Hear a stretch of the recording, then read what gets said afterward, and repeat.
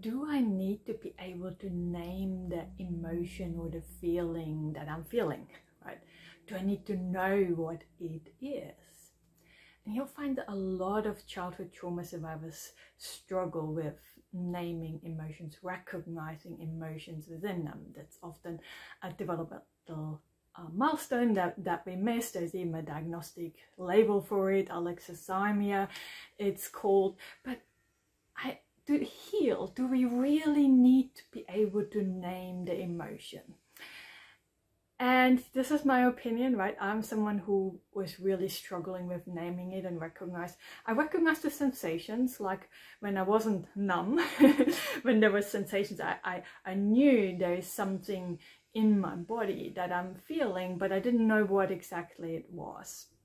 So I learned out of textbooks and things like that, and in therapy what they are mostly. But what I am thinking now, looking back on my healing journey, is that I spend a lot of time and effort and focus on trying to learn to name that, putting a word to a sensation. And I realize now that is actually not necessary. And let me explain. Because when a sensation comes up, what it often does is we label it either as comfortable or uncomfortable. A feeling that I want to have more of, or a feeling that like, oh, get away from me, I don't want you, right? So we want to become really mindful of that, where we're dividing sensations, just getting really curious. Oh, I'm trying to resist that, right? There's a tension in me that I'm not wanting that, and that is more important to be able to name it, to recognize that, and then allowing or making room for this uncomfortableness. Because with complex PTSD or any other mental health diagnosis, it is often that the sensation it's in itself almost triggers our amygdala. Oh, there's something dangerous, right? There's something dangerous. And it's totally understandable when you're looking back at our traumatic history that it does that. But for us to have a better quality of life, to enjoy our feelings and sensations in our body and being able to stay with them and being present and have an engaged life, a social life with friends and things like that, right? We want all of that. We need to learn to be able to recognize when the sensations are coming up. And when our amygdala triggers like this false danger kind of thing and shuts us down, right? So by ourselves, you know, or in therapy, even better, or with a friend or coach or mentor, whoever you're working with, to slowly expand that capacity, that flexibility, that tolerance for uncomfortableness, right? So just, oh, there's a sensation. And noticing how your mind wants to label this as good or bad, right? Comfortable, uncomfortable. And the minute it does that, it's, oh, what is going on there? Can I just be curious about this? Can I allow this to be? Right? Just the fact that this sensation is showing up in my body right in this moment makes it valid.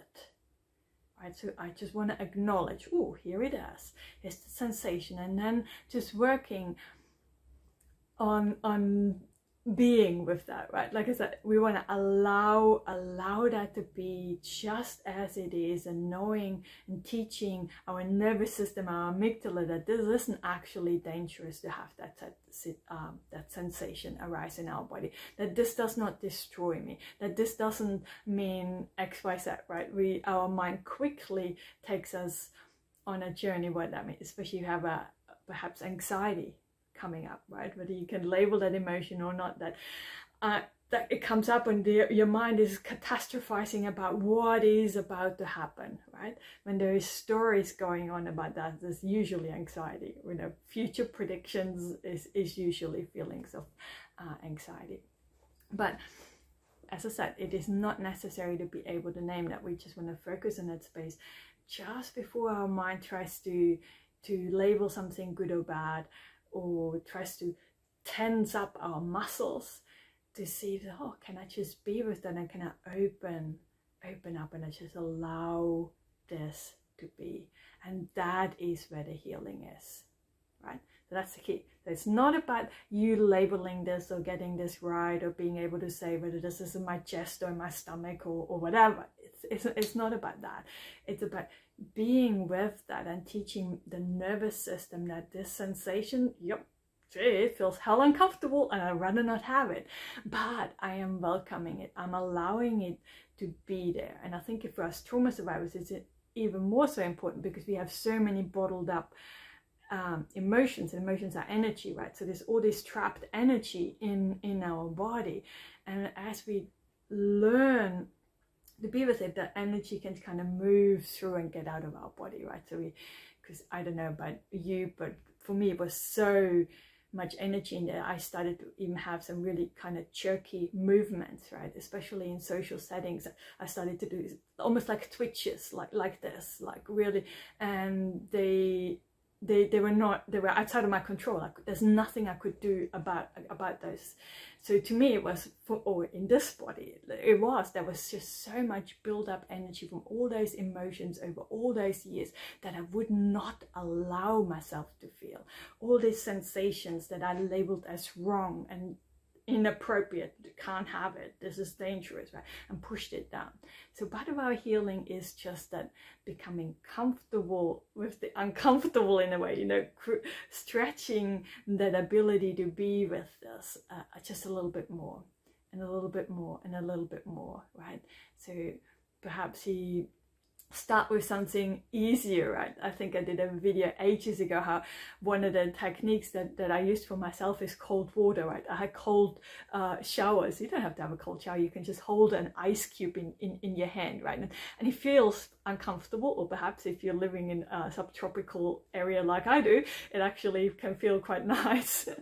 But just that little bit of discomfort to just, oh, can I be with that, right? Can I have my hand in cold water and it doesn't feel comfortable, but I'm teaching my nervous system it's actually safe. There's nothing dangerous for me around this, right? I don't know.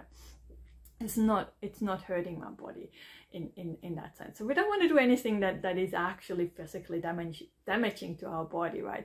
Pick things that are just a slight discomfort, right? Even exercising, you know, walking up the stairs a little bit faster than you normally do, that gets your metabolism up a little bit, the heart rate goes up a little bit, and it can almost mimic anxiety, and that little discomfort, like, oh, here it is, right? My heart is racing, but this is a healthy response to, because I just increased, or I just walked a little bit faster, right?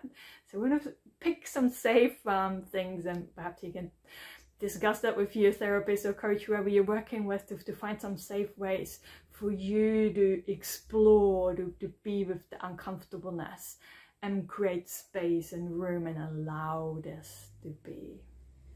Just allow it to be.